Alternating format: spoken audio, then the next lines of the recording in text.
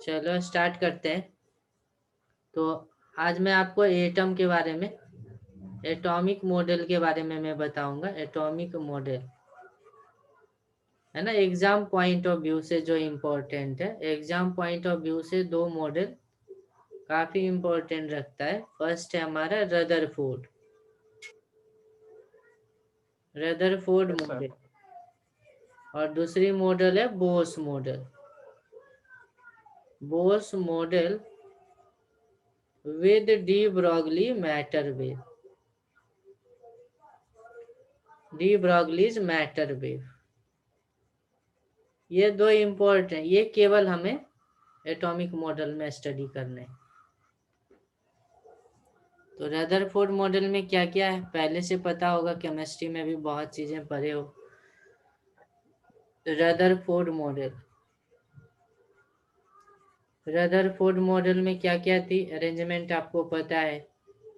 Rutherford ने क्या करा है, एक लेड के बॉक्स में किसी रेडियो एक्टिव सब्सटेंस को रखा है। Yes sir. लेड के बॉक्स में किसी रेडियो एक्टिव सब्सटेंस को रखा है, रेडियो एक्टिव सब्सटेंस को रखा है। तो रेडियो एक्टिव सब्सटेंस क्या इमिट करेगा बताओ? अल्फा बीटा गामा, यही तो एमिट करता है।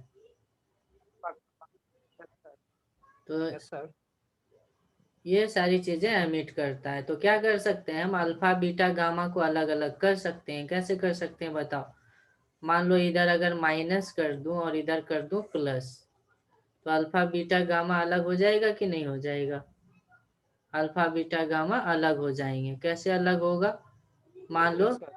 बीटा जो पार्टिकल है वो तो इलेक्ट्रॉन होती है, वो इधर चला आएगा, और अल्फा जो पार्टिकल है वो इधर चला जाएगा क्योंकि अल्फा पॉजिटिव होती है। और गामा जो पार्टिकल है वो सीधी निकल आएगी, है कि नहीं? गामा क्या होगी, सीधी निकल आएगी। तो यहाँ से हम अल्फा को अलग कर सकते हैं। रेडियो एक्टिव एलिमेंट्स में हम क्या कर सकते हैं, अल्फा को सेपरेट कर सकते हैं। जो भी अल्फा इस तरीके से निकला है उसके बीम को हम यूज कर सकते हैं, किसी भी डायरेक्शन में हम यूज कर सकते हैं। अल्फा रे बीम को हम यूज कर सकते हैं। तो रदरफोर्ड ने अपने मॉडल में इस बीम को यूज करा है। कैसे यूज करा है? तो अल्फा पार्टिकल्स को क्या किया, हीट करा है। कौन से टारगेट को यूज करा है? टारगेट हमारा है इस तरीके का एक गोल्ड फॉइल, एक टारगेट के रूप में है। ये गोल्ड फॉइल है।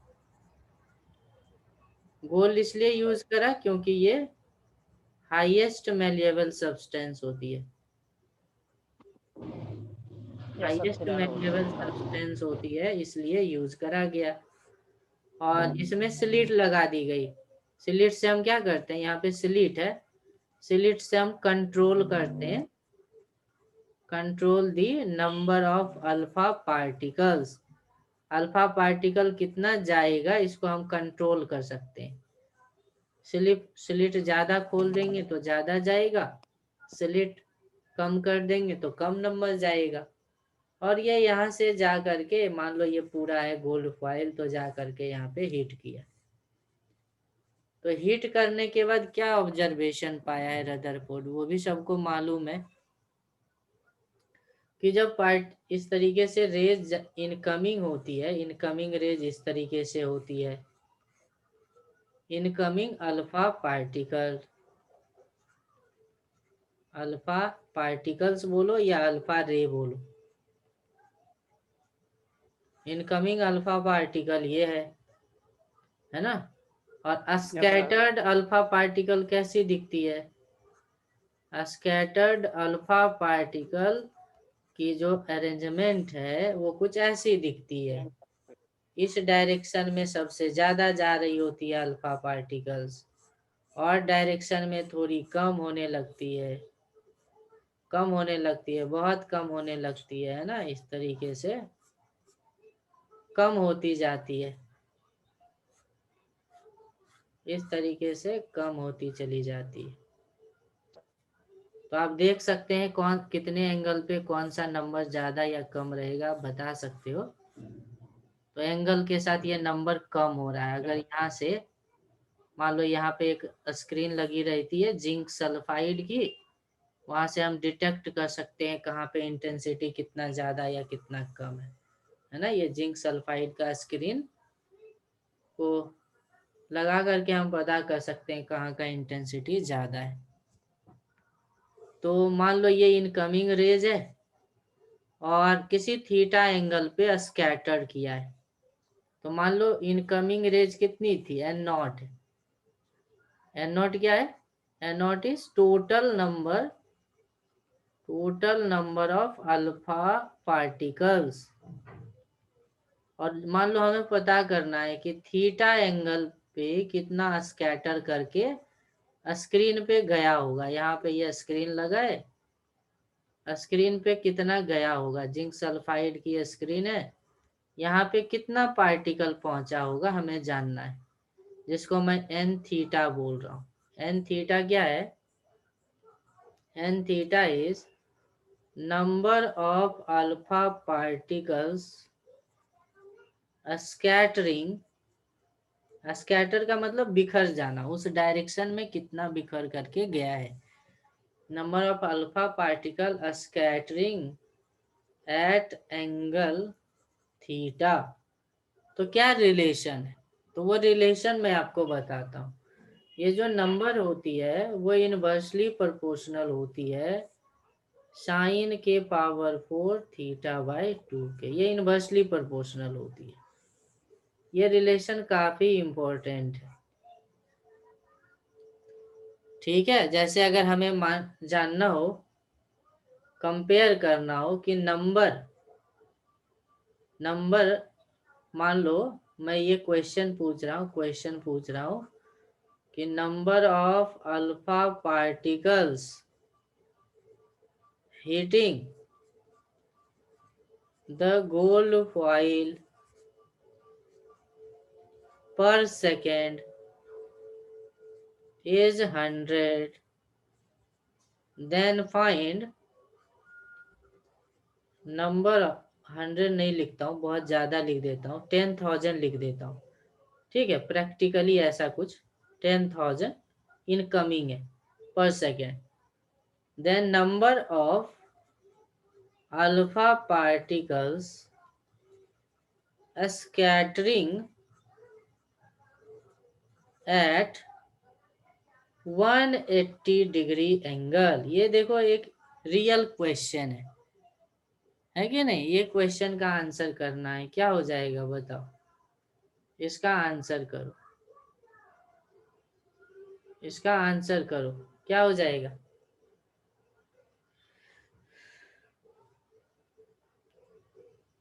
हमें पता है ना, मैं सॉल्व कर देता यस हूँ। सर।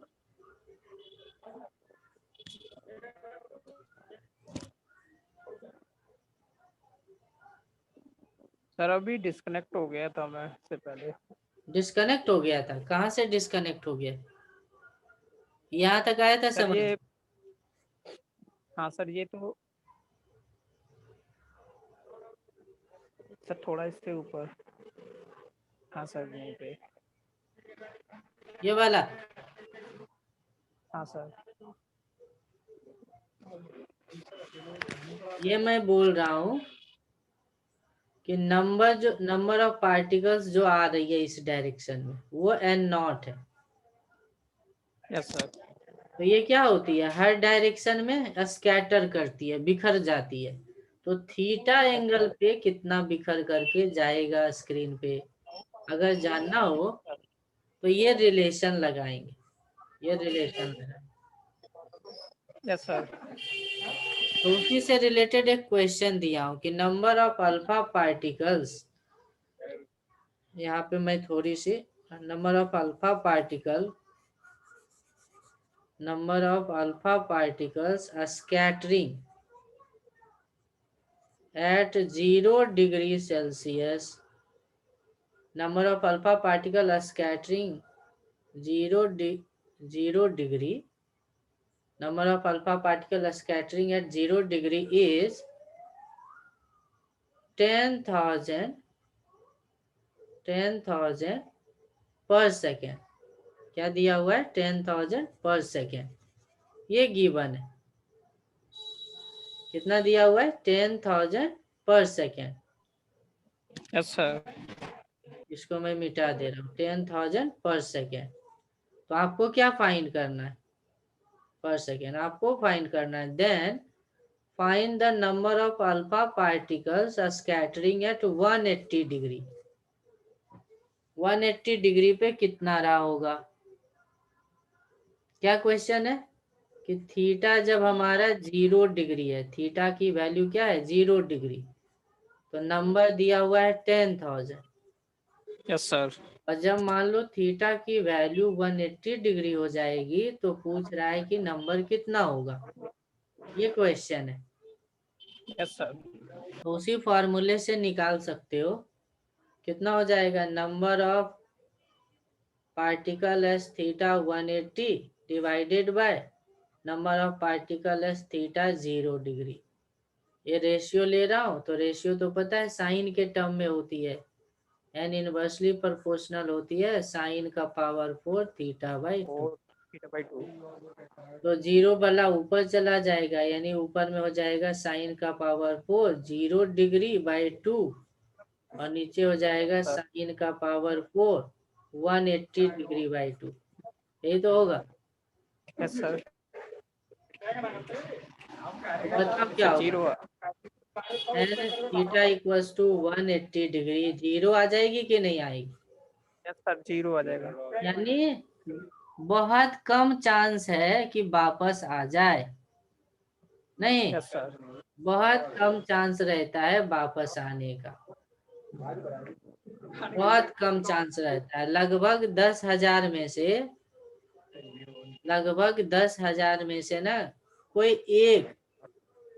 एक पॉसिबल होता है कि वो उधर आ जाए, यस सर। ऐसा कुछ रहता है। और भी इसी तरीके का क्वेश्चन आपसे पूछा जा सकता है कि number of alpha particles scattering,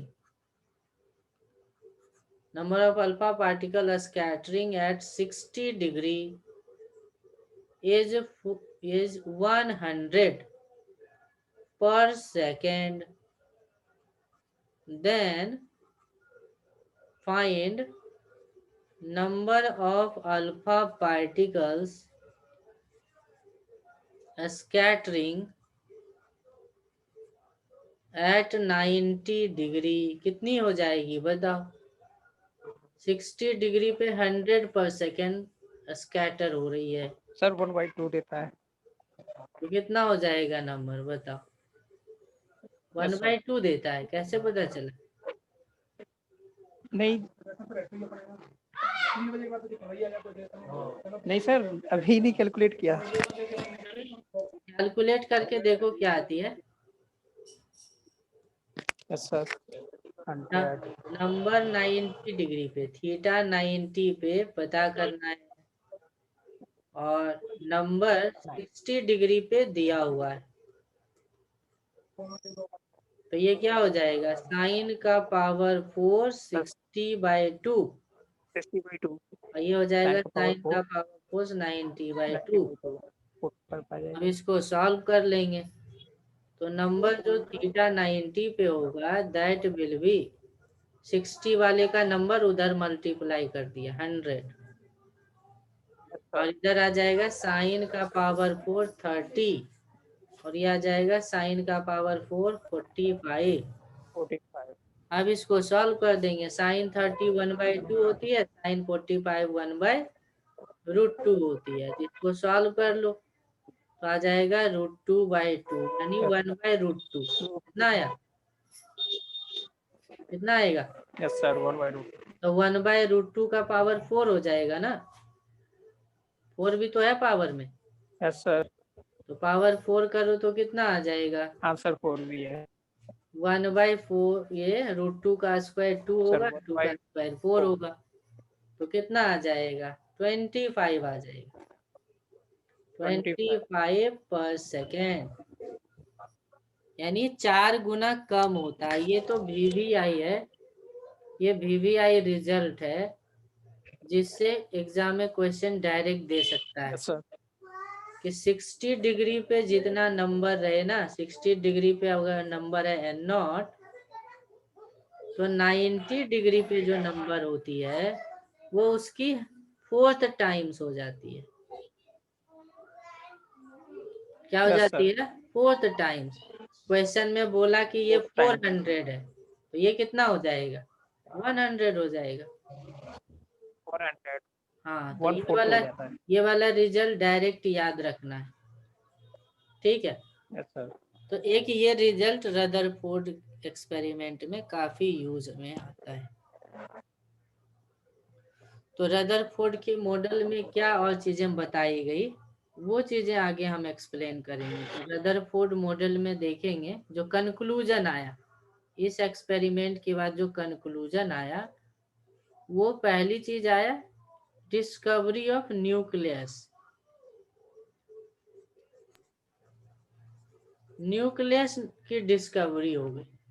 सबको पता चल गया कि कोई एक हैवी पार्टिकल्स है जो अल्फा जैसे हैवी पार्टिकल्स को डिफ्लेक्ट कर सकता है, क्योंकि इलेक्ट्रॉन में तो इतना ताकत नहीं है कि डिफ्लेक्ट कर पाए। उसके आधार पे मॉडल भी पेश होने लगा कि बीच में हैवी पॉजिटिव चार्ज का पार्टिकल है जिसको न्यूक्लियस बोलेंगे और चारों तरफ घूमेगा इलेक्ट्रॉन, यस चारों सर। तरफ इलेक्ट्रॉन घूमेगा। कहाँ घूमेगा नहीं पता है, कहाँ घूमेगा अभी इस मॉडल में नहीं पता है। फिर एक समस्या ये भी आया, समस्या क्या आया कि हम लोग प्रैक्टिकली क्या होती है, अगर प्रैक्टिकली बात करें प्रैक्टिकली, तो प्रैक्टिकली ये चीजें देखने को मिलती है कि कोई भी बॉडी हो, दुनिया में जनरली दो ही तरीके की बॉडी देखने को मिलती है। वो कंटिन्यूअसली या तो रेडिएशन या एनर्जी को गेन करता रहता है, या कंटिन्यूअसली ना अपने से रेडिएशन को बाहर करता रहता है। हर बॉडी की ये प्रॉपर्टी होती है। जैसे ह्यूमन बॉडी की बात करो तो ह्यूमन बॉडी से कौन सी रेडिएशन जनरली निकलती है? अल्ट्रा, हाँ, इंफ्रारेड। कौन सी? Infrared. Infrared. Infrared. Living beings में ना जनरली इंफ्रारेड, इंफ्रारेड लाइट और भी बहुत सारी लाइटें निकलती है, लेकिन इंफ्रारेड ज्यादा निकलती है। इंफ्रारेड लाइट निकल, तो ये लाइट कहाँ से आ रहा है भाई? कुछ तो रीजन बताओगे कि ये लाइट कहाँ से आ रहा है बॉडी से। तो ये लिविंग हो गया, नॉन लिविंग में भी ऐसा ही देखने को मिलता है। तो ये समस्या था सबके सामने। तो इस आधार पे रदरफोर्ड को ये क्वेश्चन पूछा गया कि जब हर एक बॉडी से लाइट निकलती है तो न्यूक्लियस के बाहर इलेक्ट्रॉन कैसे घूमता रह जाएगा फिक्स डिस्टेंस पे? इलेक्ट्रॉन अपना एनर्जी क्या कर रहा है? रेडिएशन के फॉर्म में निकाल रहा होगा, और तो कोई निकालने वाला बचा ही नहीं। तो अगर इलेक्ट्रॉन एनर्जी रेडिएशन के फॉर्म में निकाल रहा है, एनर्जी की वैल्यू कम हो रही है, तो फिर ये कैसे घूमता रहेगा? तो बोला बात तो सही कह रहा है, इसका मतलब ये होगा कि एनर्जी कम होगा और इसलिए यहाँ नहीं रह सकता है। धीरे धीरे अपनी ऑर्बिट को छोटा करके ये इससे कोलैप्स कर जाएगा, न्यूक्लियस से। न्यूक्लियस से क्या करेगा? कोलैप्स कर जाएगा। और अच्छा। इसलिए जो एटॉमिक थोड़ा। स्ट्रक्चर है, एटॉमिक स्ट्रक्चर जो होगी बॉडी की, वो डिस्ट्रॉय करेगी, डिस्ट्रॉय हो यस जाएगी। सर। फिर समस्या और भी आया। समस्या क्या आया? समस्या ये है कि जो हमारा एटम है, atom is building block of universe, building block of matter world. जितने भी स्टार गैलेक्सी भरे पड़े हैं संसार में, उसका रीजन केवल एटम है कि नहीं? तो हाँ। एटम को तो मोस्ट स्टेबल होनी चाहिए। क्या होनी चाहिए? मोस्ट स्टेबल होनी चाहिए। और एटम डिस्ट्रॉय नहीं हो सकता है, ये चीजें आनी चाहिए बात। क्योंकि प्रैक्टिकली अभी कोई कभी ऐसा नहीं होता है कि एटम डिस्ट्रॉय होती है। एटम हमेशा एग्जिस्ट करती है, केवल चेंज हो सकता है उसका फॉर्म। तो एटम मोस्ट स्टेबल है, यानी उसकी जो एनर्जी है वो सबसे कम होती है ना, एनर्जी सबसे कम होती है, मोस्ट स्टेबल है। तो वो तो डिस्ट्रॉय हो ही नहीं सकता। इसका मतलब कुछ और एक्सप्लेनेशन की जरूरत है इस थ्योरी में, नहीं? तो रदरफोर्ड के मॉडल में ये ड्रॉबैक था।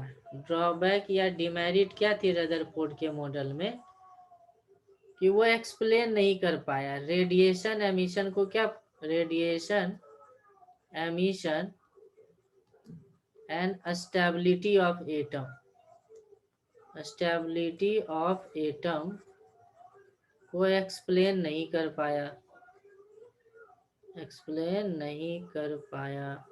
ये इसकी डिमेरिट हो गई। समझ में आ गया यहाँ तक? यस सर, आ गया सर। चलो, अब रदरफोर्ड के एक्सपेरिमेंट में, जो अल्फा स्कैटरिंग एक्सपेरिमेंट रदरफोर्ड ने किया था, उसमें उसमें कुछ टर्म्स है मैथमेटिकल, मैथमेटिकल टर्म्स है जिसका हम बात करेंगे। पहला टर्म्स है distance of closest approach, distance of closest approach. इसको समझना, इससे भी क्वेश्चन आता है। डिस्टेंस ऑफ क्लोजेस्ट अप्रोच, जिसको आर नॉट से डिनोट करते हैं। ये क्या होती है, जैसे मान लो ये न्यूक्लियस है, किसी भी एटम का क्या है, न्यूक्लियस है। ये तो बहुत हैवी रहती है, तो ये रुका होगा, और आपने क्या करा, एक अल्फा पार्टिकल से दे मारा इसको। अल्फा पार्टिकल जो कि पॉजिटिव चार्ज है, इसको क्या करा हमने, कुछ वेलोसिटी दिया होगा v नॉट, या काइनेटिक एनर्जी कुछ दिया होगा k नॉट। k नॉट क्या है, initial kinetic energy, yes sir. ऐसे दिया होगा। लेकिन देखो अब दोनों पॉजिटिव चार्ज है, तो पॉजिटिव पॉजिटिव में तो रिपल्सन होगा ना। शुरू में कहाँ पे है, ये इनफाइनाइट पे है। हाँ सर। अब जैसे ही नजदीक आने लगेगा तो धीरे धीरे इसकी स्पीड कम होगी, और एक ऐसा समय आएगा कि ये रुक जाएगा। रुकेगा कि नहीं? Yes sir. तो जब वो रुक जाएगा तो इसके बीच जो डिस्टेंस बचेगा उसी को हम लोग बोलते हैं डिस्टेंस ऑफ क्लोजेस्ट अप्रोच। इसी को क्या यस सर। बोलते हैं, distance of closest of. Approach. तो इसी को हमें कैलकुलेट करना है। कैसे कैलकुलेट करेंगे, तो पहले एनर्जी देख लो, इनिशियल एनर्जी देखो क्या थी। तो ई नॉट। न्यूक्लियस रुका हुआ था, तो उसकी काइनेटिक एनर्जी हो गई 0। अल्फा पार्टिकल्स के पास काइनेटिक 0। एनर्जी था k नॉट। और कोई एनर्जी था क्या? A naught. No sir. दोनों के बीच इनफाइनाइट डिस्टेंस था, तो पोटेंशियल एनर्जी भी 0 था। Yes sir. फाइनल में एनर्जी बताओ, फाइनल में एनर्जी, अल्फा भी काइनेटिक रुका हुआ मिल है, गया। न्यूक्लियस भी रुका हुआ है, लेकिन अब थोड़ा इनिशियल डिस्टेंस एनर्जी पे है। आ गया है। Yes sir. मैं इसको ना एक पार्टिकल्स जनरल फार्मूला बनाता हूँ। मान लो कोई भी एक बॉडी है ये, जिसका एटॉमिक नंबर है Z1, तो इस पे चार्ज कितना होगा? अल्फा, आपको पता है ना, अल्फा पार्टिकल्स का मतलब हीलियम का न्यूक्लियस, तो ये भी एक यस सर। न्यूक्लियस ही है। तो अगर एटॉमिक यस सर। नंबर है Z1, तो चार्ज कितना होगा, Z1e होगा कि नहीं? Yes sir, Z1E। और अगर इसका एटॉमिक नंबर Z2 है, तो चार्ज Z2e हो जाएगा कि नहीं? Yes sir.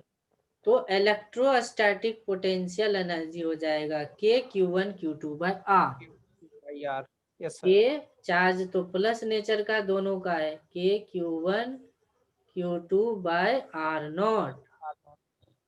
अब हमें पता है अकॉर्डिंग टू एनर्जी कंजर्वेशन, ठीक एनर्जी है। कंजर्वेशन से हम इनिशियल और फाइनल एनर्जी को इक्वेट कर सकते हैं। इनिशियल और फाइनल एनर्जी इक्वेट हो गई, तो क्या आ गया रिलेशन, बताओ। रिलेशन आ गया के not equals to k Z1 Z2 e square by r not. तो आर नॉट आ जाएगी, आर हाँ नॉट आ सर। जाएगी के Z1 Z2 e square bye के नॉट। ये है डिस्टेंस ऑफ क्लोजेस्ट अप्रोच। ये क्या है, distance of closest approach. This is distance of yes sir. Closest approach, distance of closest approach. जाओ लो, अरे वो होगा सही, जाओ ना आगे होगा। तो ये हो गया डिस्टेंस ऑफ क्लोजेस्ट अप्रोच। समझ में आ गया आकाश? हाँ सर, आ गया।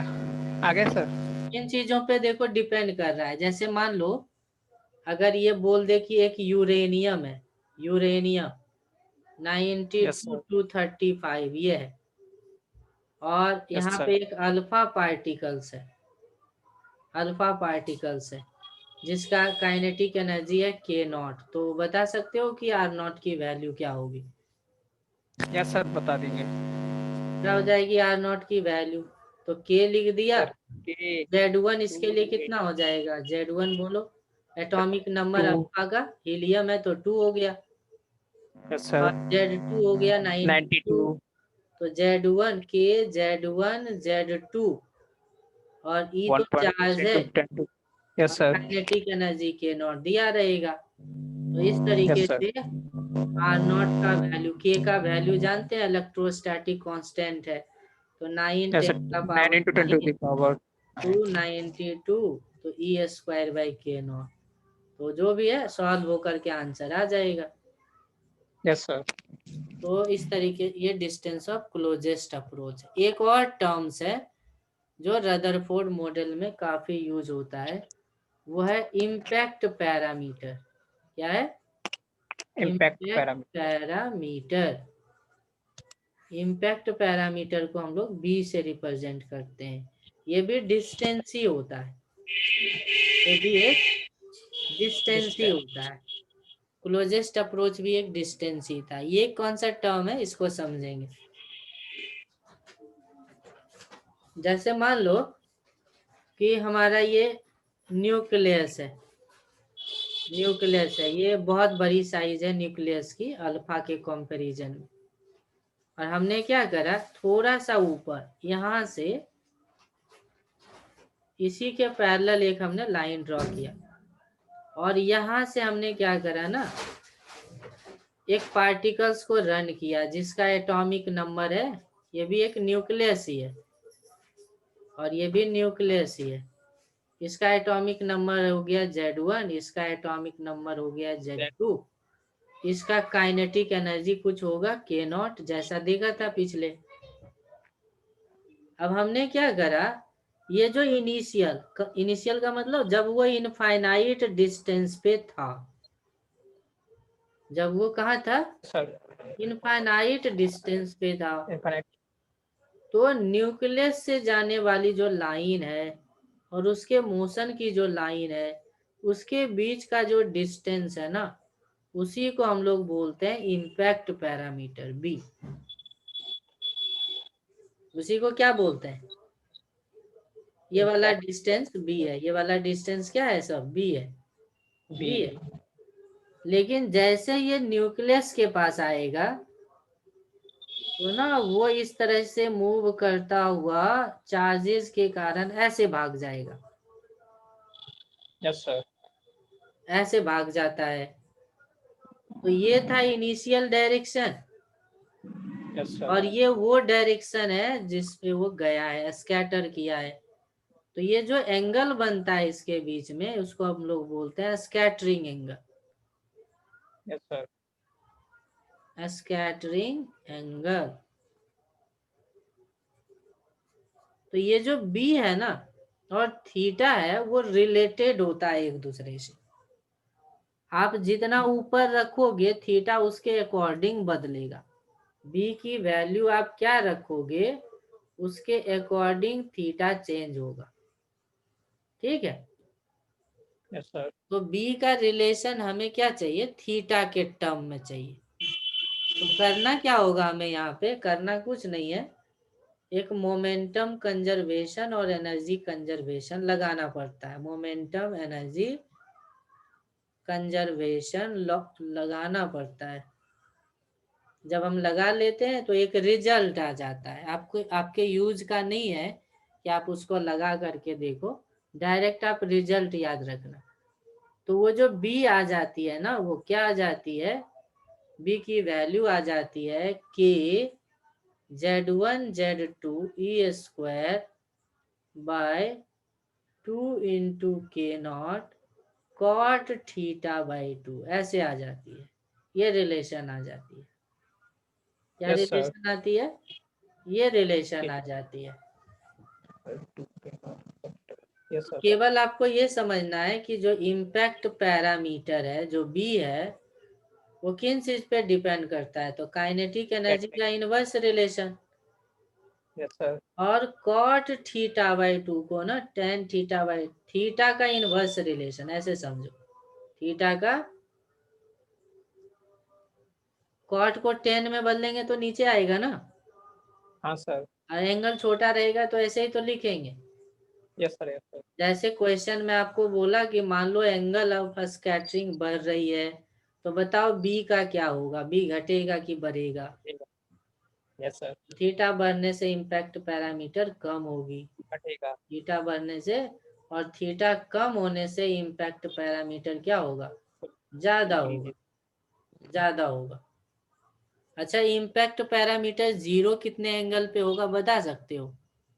हाँ सर। इम्पैक्ट पैरामीटर 0 कब होगा, इम्पैक्ट पैरामीटर 0, इम्पैक्ट पैरामीटर यानी बी की वैल्यू 0 हो जाए तो थीटा क्या होगा बताओ?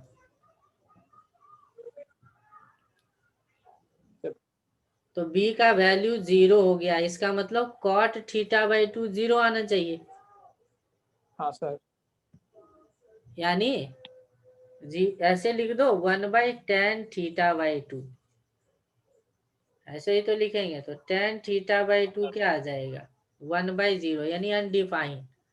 तो ऐसा तो यस सर। 90 डिग्री पे होता है। 90 डिग्री पे।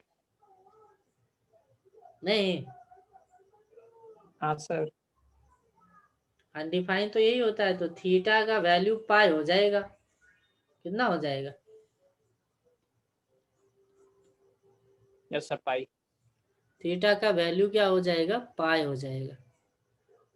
सही है कि नहीं, देख लो। cot θ/2 0 है, यस सर सही है। तो tan θ/2 रिवर्स कर देंगे 1/0 इनफाइनाइट टेन थीटा सही बाई है। 2। Yes sir. तो थीटा पाई पे इम्पैक्ट पैरामीटर क्या हो गई, 0 हो गई। Yes sir. हम्म, सही है। 180 डिग्री पे स्क्वायर। थीटा यानी स्कैटरिंग एंगल जब 180 होगी। अच्छा, स्कैटरिंग एंगल 180 कब होगी बताओ, ये वाला फिजिकली आप करके बताओ कि स्कैटरिंग ऐसा कब होगा। तो स्कैटरिंग स्कैटरिंग 180 का मतलब समझ रहे हो ना, यस न्यूक्लियस सर। से ऐसे आया, टकराया और सीधा ऐसे चला वापस गया। चला गया। Yes sir. तो सही तो है। हाँ जब सर। सीधा सेंटर के तरफ बढ़ेगा अल्फा पार्टिकल्स, तो उसको न इधर निकला जाएगा न इधर निकला जाएगा। Yes sir. वो तो बच के निकल रहा था ना, हाइट के वजह से, हाइट के वजह से बच के निकल यस रहा सर। है। लेकिन जब सामना हो जाएगा सीधा शेर से, तो बचने यस का सर। चांस ही नहीं है। तो फिर उल्टा भागेगा, वापस फिर चला गया। उल्टा भागेगा फिर। सही है, इम्पैक्ट पैरामीटर यानी बी 0 पे थीटा पाई है, ये सही है नहीं, ये सही है। Yes sir. तो ये रिलेशन, अच्छा दोनों में रिलेशन क्या होगा बता दो, इम्पैक्ट पैरामीटर बी और distance of closest approach r0 में कोई रिलेशन होगा कि नहीं? आंसर आ जाएगा। रिलेशन तो आ रहा है। क्यों, क्योंकि देखो जो बी का वैल्यू आया था, वो यस सर आया था रिलेशन के है। Z1 Z2 ई ये स्क्वायर क्या?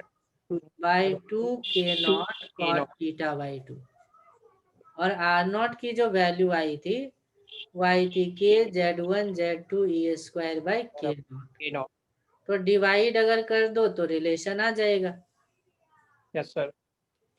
तो बी अपॉन आर नॉट की वैल्यू क्या आएगी, सारी चीजें कट जाएगी, कुछ Sir term R naught by बचेंगे। 2 or 2. हाँ 1/2 कॉट थीटा बाई 2 ऐसा बचा। तो आर नॉट को उधर मल्टीप्लाई कर दो अगर, तो बी का वैल्यू क्या आ गया, r naught by 2 cot Cot theta by. Theta by 2 आ गया कि नहीं आ गया। Yes तो sir. ये एक रिलेशन आ गया इम्पैक्ट पैरामीटर और डिस्टेंस ऑफ क्लोजेस्ट अप्रोच के बीच, ये एक रिलेशन आ गया। बहुत सारे, तो बस इतना ही पॉइंट्स आपको रदरफोर्ड मॉडल में याद रखना है। इतना अगर पॉइंट याद रख लोगे तो सारा क्वेश्चन बन जाएगा। ठीक है, Yes sir. क्वेश्चन देखते हैं, कुछ क्वेश्चन देख लेते हैं इस रदरफोर्ड मॉडल पे। ठीक है, Yes sir. क्वेश्चन देख लेते हैं, बुक में सेंड कर दूंगा, आज मुझे फुर्सत ही नहीं मिला। हाँ सर लग रहा था।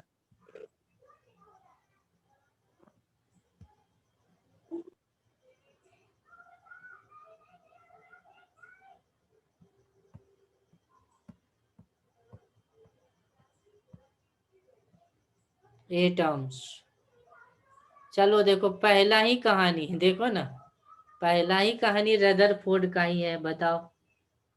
ये वाला फर्स्ट क्वेश्चन 2020 का, 8 जनवरी 2020 का ये क्वेश्चन है। Yes sir. Alpha scattering experiment का ही है।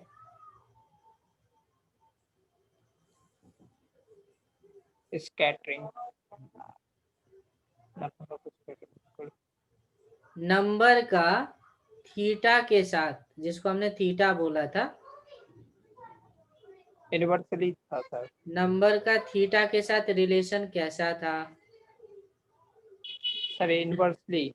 इनवर्स था। तो इनवर्स वाला कौन सा ग्राफ है, सर पैराबोल बी। सोच सोच के बताओ। नहीं नहीं सर डी होगा डी। हाँ डी हो गया, 1 सेकेंड का काम है। हाँ ये सर। ये हाइपरबोला नहीं है क्या, y inversely proportional to x, या x y equals to constant. Yes sir. ऐसे इलेक्ट्रिक पोटेंशियल का x के साथ ऐसे ही तो रिलेशन आता है इलेक्ट्रिक फील्ड में, हाँ सर। इलेक्ट्रोस्टैटिक्स में भी आता है के क्यू बाई आर। तो v और r का रिलेशन ऐसे नहीं लिखते थे, हाँ सर। या इलेक्ट्रिक फील्ड आता था के क्यू बाई आर स्क्वायर, तो उसका भी रिलेशन कुछ ऐसे आता था। Yes sir. चलो, तो ये समझ में आ गया, ये थीटा हाँ से सर। रिलेशन पे था ये।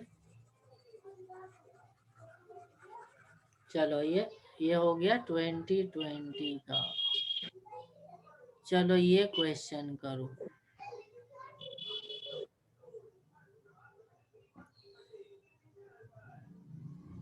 तो सेकंड वाला दिख नहीं रहा। क्वेश्चन नंबर 2 देखो,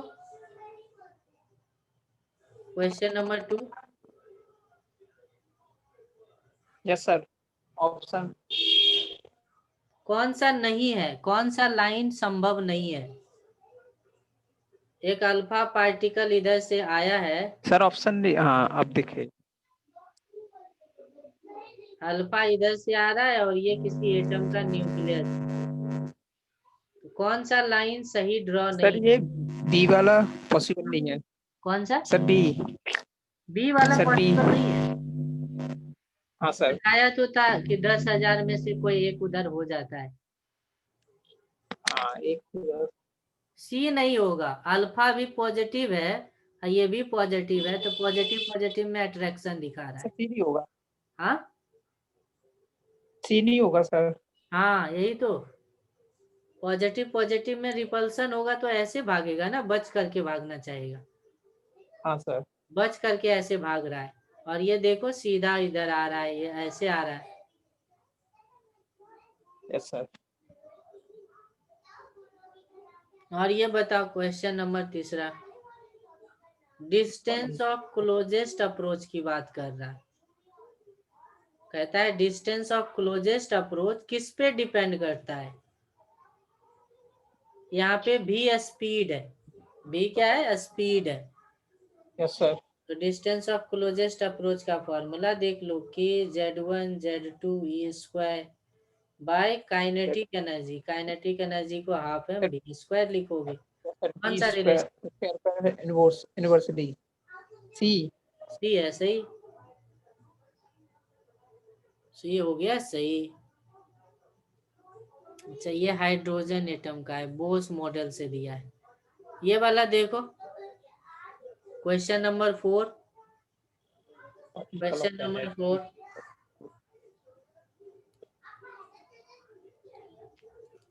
क्वेश्चन नंबर 4 देख लो।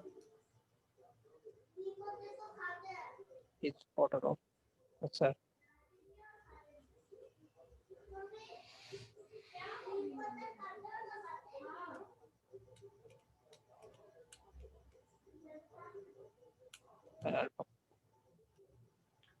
डिस्टेंस ऑफ क्लोजेस्ट अप्रोच लगाना है।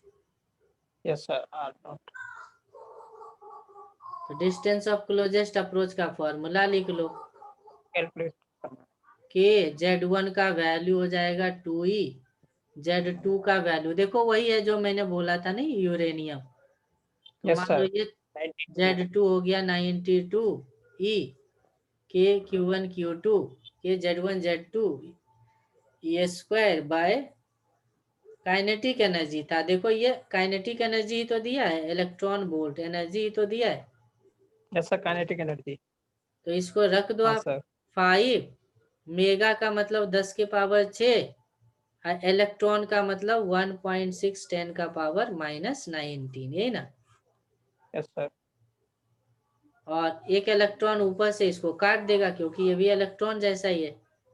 तो बचेगा क्या आर नॉट का वैल्यू, के का वैल्यू 9 10 का पावर 9 होता है, और 92 इंटू 2 हो जाएगा, और इलेक्ट्रॉनिक चार्ज का वैल्यू 1.6 10 का पावर -19, और नीचे हो गया 5 गुना 10 के पावर 6। ये मीटर में आएगा, ये यस क्या सर। आएगा मीटर में। सेंटीमीटर में ऑप्शन दिया है तो 10 का पावर 2 से और मल्टीप्लाई कर दो। अब सॉल्व करके देख लो कौन सा ऑर्डर सही है नहीं है। पावर को अगर आप देखो तो यहाँ पे 9 2 11, और 11 और -19, तो कितना हो जाएगा, -8 हो जाएगा। अब -8 और 6 यस ऊपर सर। जाएगा, तो 8 6 14, -14, तो बचा ये 9 इंटू 2 इंटू 92 इंटू 1.6/5, 10 का पावर -14 आया। तो 14 को मैं ना 12 लिख देता हूँ, नीचे 100 करता हूँ, और 100 को 2 जगह पॉइंट दे देता हूँ। अब इसको अगर मल्टीप्लाई करो तो ये 9 दूनी 18 हो गया, यस सर। और लगभग ये 1 है, तो 18 ही रहा। और 18 गुना ये 2 कर लो, और ये 18 दूनी 36 बटे 5, तो 5 7 35, लगभग ऐसे कुछ आ रहा है अप्रोक्स में।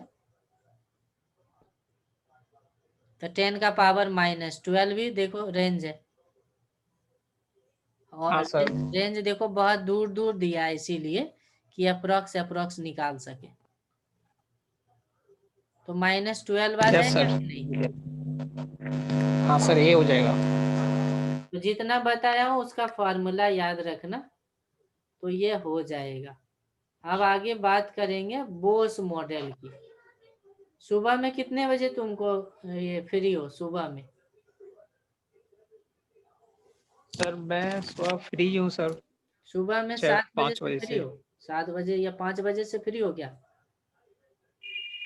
7 बजे, हाँ सर। 7 बजे फ्री हो? 7। हाँ सर 7 बजे। हाँ देख लेना जैसा, 6 7 5 6 7 सर 8 6। 6 या बजे। सर 6 बजे फ्री हूँ, चलो 7 पे थोड़ा काम आ जाता है। हाँ। ठीक है, तो 6 बजे मैं क्लास लूंगा, ठीक है। Yes sir. इसी टाइम पे मैं लेता हूँ तुम्हारा क्लास, क्योंकि नेटवर्क का भी इशू नहीं रहेगा तुम लोग। ठीक है। हाँ सर।